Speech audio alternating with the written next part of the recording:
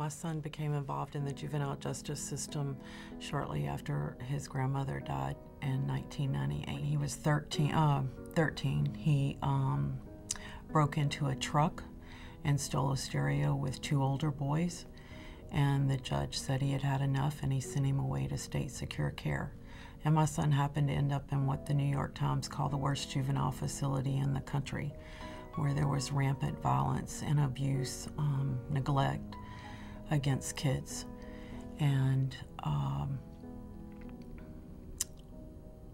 it was a prison. It was not a program, it was a prison. The judge ultimately makes the last decision. If he decides that he's gonna place him, then we'll take your son. The facility is wonderful, the brochure was glossy, and I said, oh my goodness, I can't compete with that. I can't compete with these programs. I connected with someone that works there. He said, you need to get your son out of there.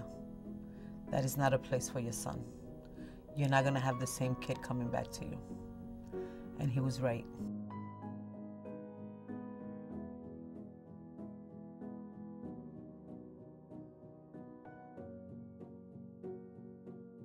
Something happened just after 10th grade.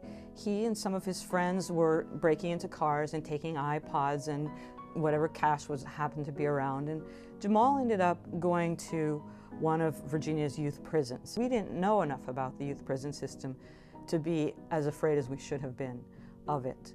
And so he went there. He was not involved in a gang when he was living with us, but there were gangs in the youth prisons.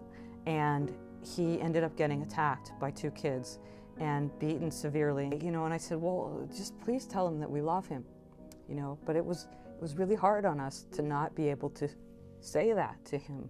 We couldn't obviously be there. He was a couple of hours away. We couldn't touch him or hug him or comfort him in any way. Here he was hurt, beat up, alone, and we couldn't even speak to him on the phone.